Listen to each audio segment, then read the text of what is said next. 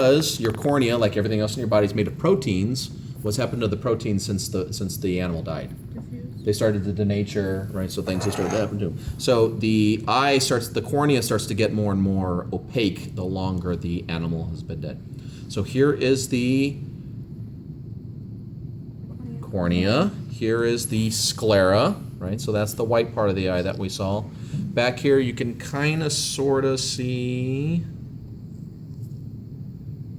You can kind of sort of see the optic nerve back here. So this is what's left of the optic nerve back here. Okay, so let's make a dissection here.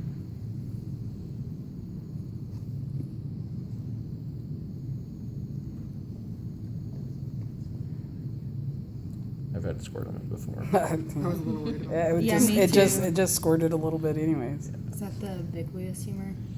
This is the vitreous humor, the Yeah. vitreous body, yeah. I always said it in one word. Yeah. So the aqueous is found in the front of the eye, right in front between the cornea and the lens. The vitreous body or vitreous humor is found here in the back. Here, let me show you.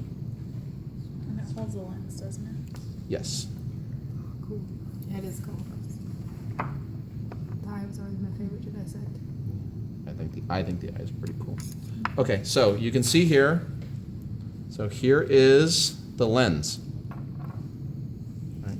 So this brown stuff around the lens here, this is the ciliary bodies, what otherwise known as the intraocular eye muscles. This is what focuses the lens, right? So when you squint to see something better, what you're doing is you're contracting those ciliary muscles to help fine-tune the lens to get more of the light on the focal area. So that's why squinting helps, right? Right, so those are those ciliary bodies you see here. Now notice here, right, so you don't get much of the jelly going on here. Okay, so this here in the back of the eye, see this translucent film that you see back here? This is called the tapetum lucidum, or vibrant tapestry, right? When are sheep and other types of herding animals, when are they active? Night or day?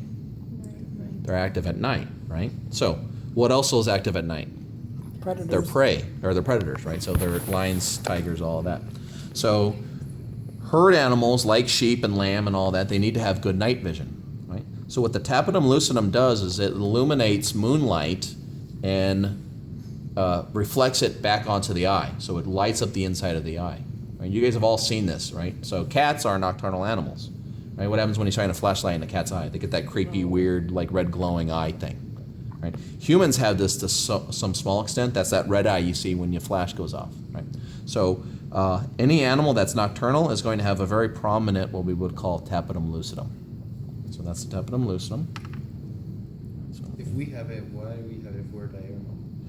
Because we do function at night. We just don't have as much of one. So our night vision isn't great, but we can see at night, right? So our night vision just isn't as good as it is in other animals. Yeah, every time a couple of these open, so you can see here. So watch this.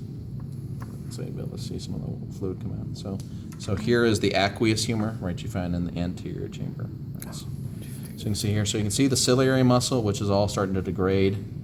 Here's the cornea, right? So right in this little chamber right here, so right in this little area right here is where the lens would be. This is all filled with that thin, watery aqueous humor. Okay, let me grab. Okay, where's my tweezers at here? Okay, so back here you can see. All right, so notice I'm pulling off this thin layer of film here. This is your retina. Right, so see how thin that retina is? It's paper thin. So can you see how easy it is for the retina to become detached or have a detached retina?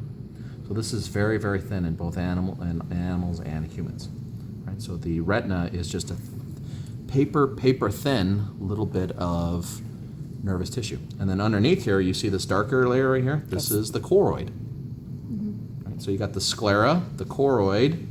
And the choroid is what makes your eye color what it is? No, the choroid is the vascular layer. So this is the blood supply for your eye. What determines eye color, guys? We talked about that yesterday.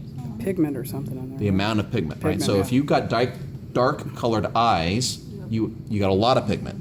Right? If you've got medium colored eyes like green or hazel, you've got less pigment, and if you've got blue eyes, you've got very little pigment. So we all have the same color pigment in our iris,